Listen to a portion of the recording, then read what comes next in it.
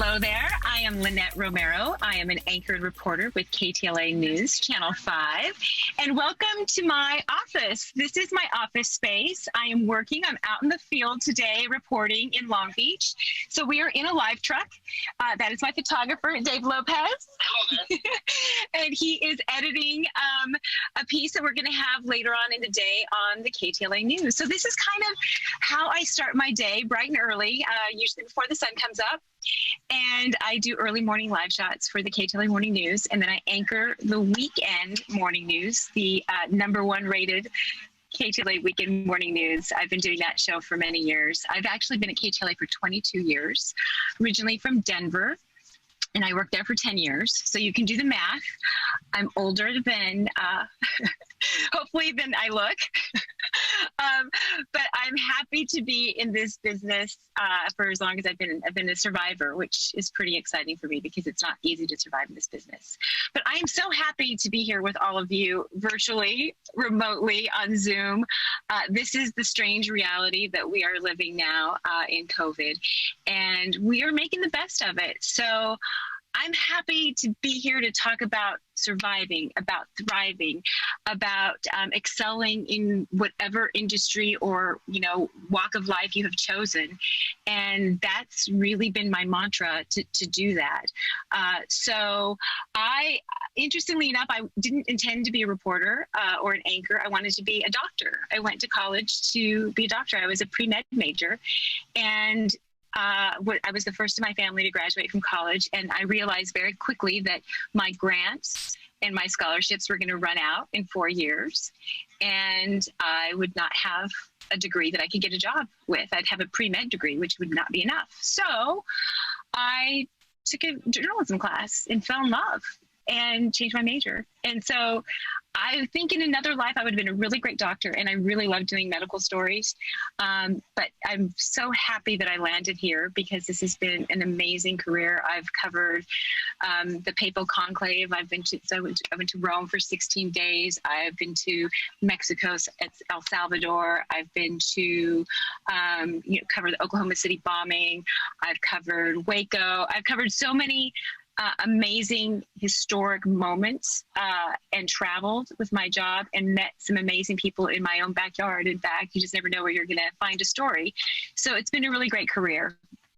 I've actually had these ups and downs in my career that I know a lot of you have had in your careers and in your life. As a reporter and anchor in Denver, I wasn't getting enough opportunity, and that's why I came to LA. And I always tell the story. I'm going to tell the story really quick because it's an interesting story for me. When I was in Denver, I was an intern. I was kind of the intern that never left.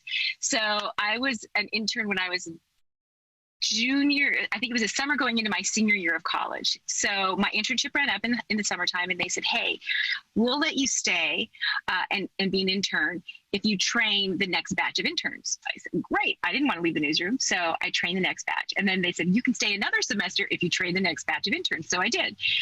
Right before I was about to graduate, they offered me a job. I thought, I don't want to be a writer or a desk assistant. I want to be a reporter. And luckily, my news director, Butch Montoya, who I will always be grateful to, he believed in me as one of the probably first and only for a very long time Latino news directors in a top 20 market. He saw something in me, and so he kept dangling a little carrot in front of me, and he said, just be a writer, and when you get that big job, you can leave, no strings attached. So I took the writing position, midnight to 7 a.m. That was my shift. I wrote for the morning newscast and loved it. I just loved it. I would stay. I would stay till noon. I'd stay 12 hours, not getting paid, for the rest of it, but I would stay anyway. And so little by little, I just kept getting more and more opportunity. They changed my shift to the day side shift. Then they started letting me do this and do that. And I started writing packages for talent. And then I started tracking the packages. And then I started putting a stand-up at the end of the package. And before I knew it, I was reporting and then also anchoring weekend morning news there, which is so interesting because I'm still doing that. But there's been a lot that's happened in between there. So long story short, after doing this for almost 10 years, I wanted to do more. And I had been filling in on the weekday morning show. They were looking for a new anchor, and I'd been filling in for months. And the co-anchor loved me, the crew loved me, our ratings were good. I really thought I was going to get this promotion. And my news director said, I wanted to let you know, we really appreciate you filling in. You've done a great job, but we're going to look outside the station for this position. We're kind of looking for the girl next door. We just haven't found that person yet. And I was pretty young, but I remember I was like, oh, that kind of stung. That hurt. Meanwhile, just so you know, I'm born and raised in Colorado, like fourth generation from Colorado. Like my family's been in Colorado since before it was Colorado. So I'm kind of the girl next door, but that's okay. So it bothered me, but I stayed, and I actually ended up staying there for probably another year or so after that, still wanting more opportunity. I was hungry. I wanted more. So I end up getting a job in LA, moving to LA, actually even without a job. I came here as a per diem reporter, guaranteed to do some fill-in work for Christmas. And then after that, it was like, we don't know what's going to happen after that. So I sold my house in 5 days in Denver, packed up my car, brought my dog, and got out of my contract a month early. My contract in Denver wasn't up until January. Move out here. Immediately by January, I have a full-time contract to be a reporter. A year later, they offer me the 10 p.m. anchor position with Hal Fishman, and which is a big deal, right? So they take me to Beverly Hills to get like a new look. I'm gonna get a makeover for my new position, and I'm sitting in this chair, and this guy's name is Laurent, and he's French, and he's got a big accent and big personality. So he's going, what are we going to do with you, Lynette? Da, da, da, da, da. We're going to make you beautiful. So my assistant news director says, just so you know, we want Lynette to be beautiful and give her a new look, but we want Lynette to be the 10 p.m. anchor for KTLA because people love her. She's like the girl next door. So here I am, in a new market, in a new home, and now I'm the girl next door. And what I learned from that is it doesn't matter where you are. You can always be the girl next door because you relate to people. And now 22 years later, I do feel this is home for me. I can't ever imagine going back to Denver. But you never know who is going to believe in you and who is going to see that special something that will give you that open door to walk through and shine. And I've never forgotten that because it just, even though I didn't have like this chip on my shoulder, like, oh gosh, I can't believe I didn't get the opportunity I wanted. I was carrying around that weight, and it was just lifted when somebody believed in me. So that was 20 something years ago. And now, there have been things that have happened since then. I had a baby, and on my maternity leave found out that I wasn't going to be the 10 p.m. anchor anymore for KTLA. A lot of people said, oh, you should quit. You should leave. That's terrible. How could they do that to you? But I had just had a baby, and I wanted to be worthy of my daughter and not come to work with my tail between my legs. So I came back, and I've stayed, and I've continued to thrive and do great things here and get great assignments. And now, as the weekend morning anchor, I'm anchoring one of our highest rated shows of all time at KTLA. So we just got a ratings period that is just spectacular. And I connect with my viewers in a whole new way. So that's kind of where I've been and how I've gotten here. But in addition to that, I think during this pandemic, I've learned a lot about myself and a lot about the people around me, a lot about sacrifices that we make and living our best life without sounding too much like Oprah. But I know that I have not always been focused on me. And I think as women, as Latinas, we tend to do that. We take care of people. We take pride in that. That fills up our heart and our souls. And I had been doing that for a long time. So I have a 16-year-old daughter. My 90-year-old mother who has dementia lives with my family, lives with us. We take care of her. We moved her from Colorado here when she started getting sick. I have an overnight schedule where I go to work in the middle of the night. My husband and I have restaurants. We're in the restaurant business, which is a terrible time to be in the restaurant business. A lot going on. And so last year in April, my husband said to me, you've not been to the doctor. I just went to see our doctor, and we see the same doctor, and you haven't been there. And I said, oh, yeah, I was there last year. I was there, yeah.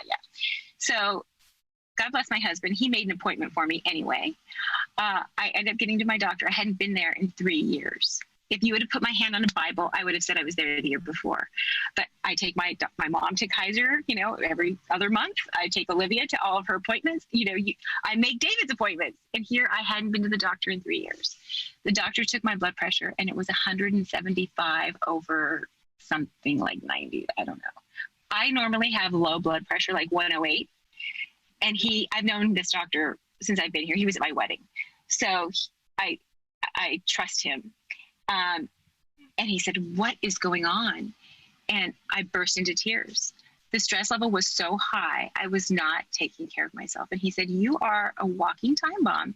This is what happens to women in particular. They don't see the signs. They don't take care of themselves." I was having no symptoms of this high blood pressure. I wasn't having headaches or fatigue or any of that. But I wasn't taking care of myself. I wasn't exercising. I was carrying too much weight. My knee was swollen. And so because it was swollen, I couldn't exercise. I wasn't, it was swollen because I wasn't exercising. It was like this terrible trap I was in. He said, you've really got to focus on you. You've got to take care of you. You've got to find time to exercise. You've got to start eating better. You've got to start sleeping. You've got to start taking care of you and lower the stress. So I took it to heart. And here's the other thing. He said, "I'm going to put you on blood pressure medication," which was like, oh no, you've got to be kidding me. I did not like that at all. So I tried to lose some weight. He wanted to see me in June. So I tried. I started doing my protein shakes. And I've been here, done that. I remember in 4th grade thinking, I need to go on a diet. I clearly remember not feeling comfortable in my own skin. So this is a struggle that I've had my whole life. I've done well sometimes and not so well other times. So I've done the yo-yo thing. I've done every diet out there. Cabbage soup diet, Weight Watchers, what was it called? Lindora, ExecuSlim. What's the one that begins with an M? I don't know. There's all kinds of them, right? I've done them all.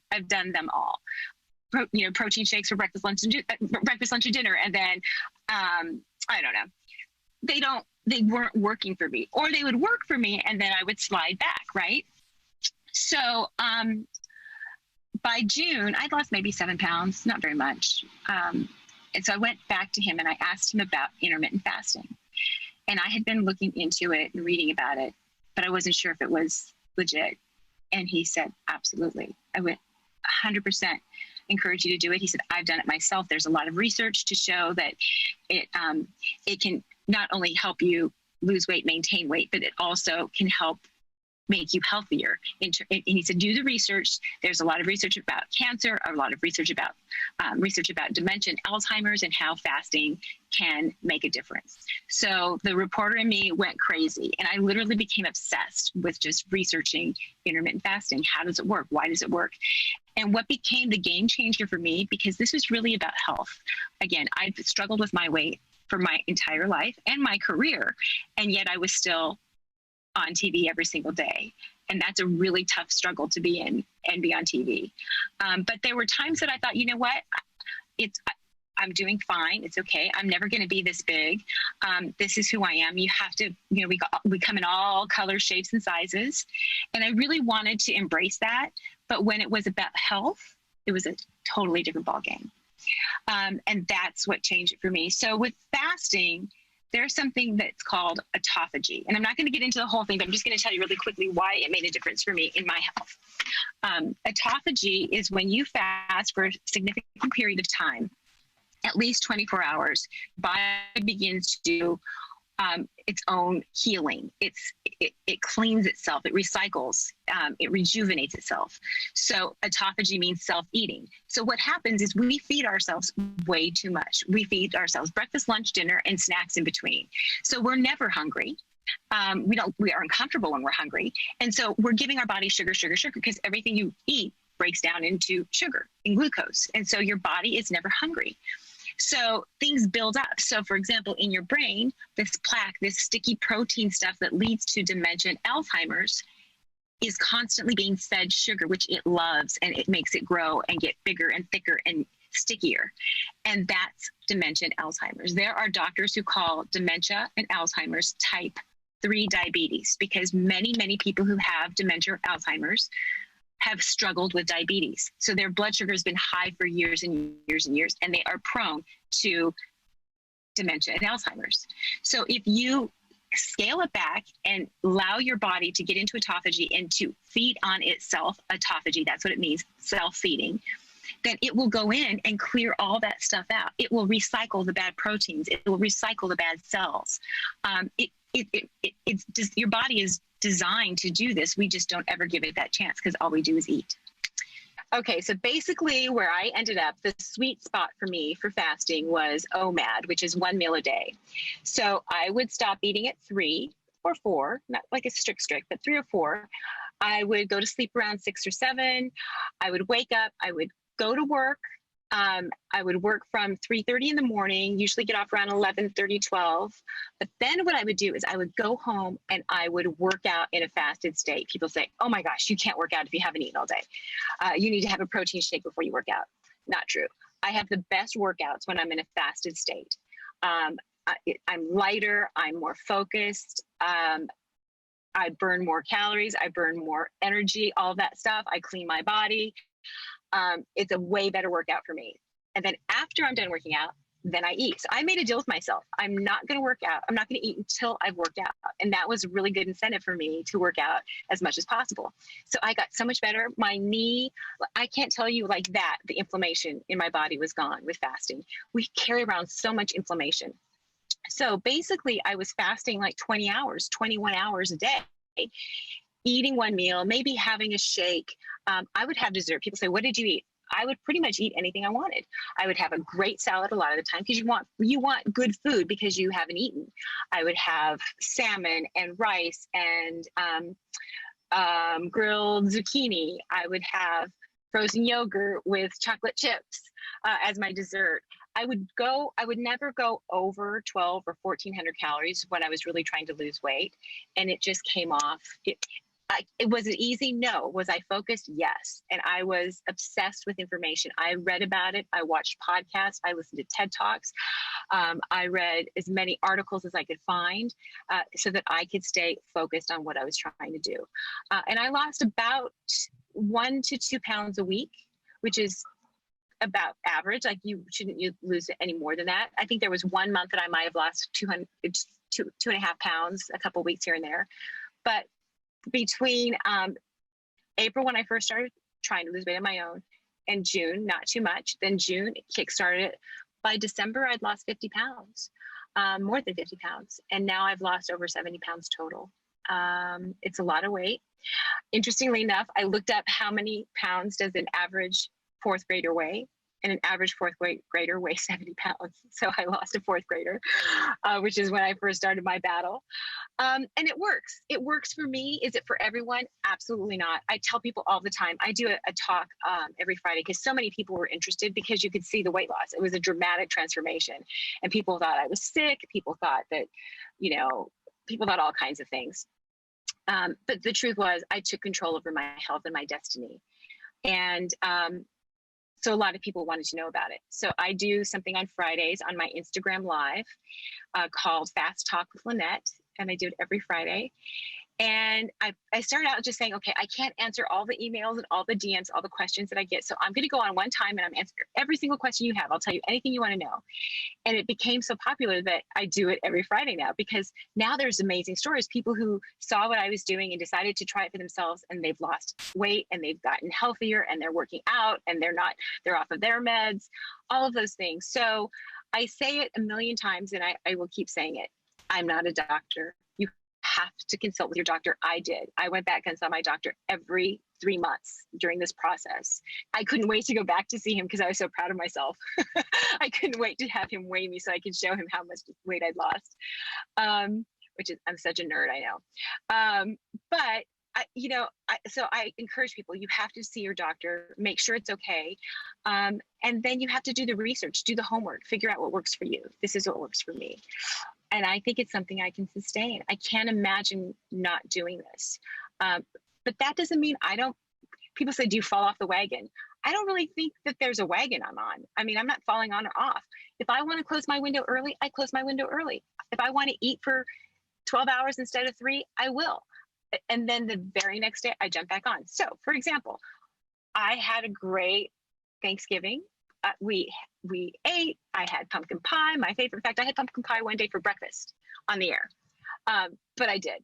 I had, cocktails. I did. I had a great time. And then this week I said, all right, I'm getting back on it. So I did a 24-hour fast. The last time, so today is Wednesday. I ate dinner on Monday night. And then I fasted all day yesterday. And I'm still in my fast because I wanted to hit some autophagy. So I'm still fasting. And after my job, after I'm done working today, I'm going to try to get a workout in, and then I'm going to break my fast. I might break my fast before my workout. I'm not sure. It's my choice, my flexibility. But I wanted to get into autophagy because I know that is my body's way of healing itself. So that's my transformation. But here's why I wanted to share it with you, because it's obvious and a lot of people want to know about it. And I'm happy to share it because I think that if I can do anything to help one person, and I have already, I have countless people who call me or email me and tell me that they've lost weight. They send me before and after pictures that blow my mind. And so to know that I can help people find something that works for them or just inspire them. They looked at me and said, hey, I probably weighed about as much as she did. I'm built kind of like she is. She's Latina, I'm Latina. I love beans and chili and tortillas, so do I. If she can do it, I can do it. Yes, you can do it. So I think that has been really exciting for me and inspiring for me, and it keeps me wanting to continue on the same journey. So that's also why I have shared about it. And just knowing that we're in COVID, like I couldn't imagine being more terrified during this time than I already am. And I'm at my fighting weight. I'm healthier than I've been in years. I weigh less than I did when I got married. I probably weigh about what I weighed when I met my husband, and I was at my thinnest then as an adult. This is probably the best shape I've ever been in as an adult. And this is the fighting weight to be in if, God forbid, I were to get sick with COVID or anything else. And so I think during this time, we want to be our best. We want to be our strongest. We want to be our healthiest. We want to be our most responsible, all of those things. So that's why I think that this is happening for me. Thank God that this is happening for me now, and I'm ready, so kind of bring it on. And so I've become a poster child for that. And I've actually, if you follow me, you'll know I also had a little bit of a breast cancer scare in October. October is Breast Cancer Awareness Month. And again, I'm really big on trying to use my platform for awareness if I can. So I always talk about my mammograms. I've been getting mammograms for years, since before I was even supposed to, because my dad died of cancer. I had a lot of cancer in my family. And so I was always afraid of it. So I started getting mammograms very early. And I'm religious about it. And so October Breast Cancer Awareness. So I took, my selfie and said, get your mammogram, blah, blah, blah. This is great. Thinking, okay, I did my part. Next year I'll do it again. And then I get a call. There's a problem with your mammogram. There's an area of suspicion. We need you to come back. So I thought, okay. I went back, and immediately the radiologist said, this is not right. This is very different from last year. You've got this spot. It's calcium deposits. It's in a cluster, and that's always a problem. You need to have a biopsy. Like, none of this had ever happened to me before. But again, in my mind, I'm thinking I'm stronger than ever. If there's going to be a battle, now is the time. So I did have to have a biopsy. They took out the tissue, and they realized that it was enough of a concern. It was considered precancerous, or precancerous. But I ended up having basically like a lumpectomy. I had to go back in under surgery and have a surgery where they had to take all that tissue out. But that was scary. But again, because I'm an open book, and I want to share with you as much as I absolutely can if it helps anyone. And again, I've gotten emails and text messages and tweets and DMs that people are getting their mammogram. Even during COVID, they put it off. I put it off. I was supposed to go in August. I put it off because of COVID. But you know what? Breast cancer does not quarantine.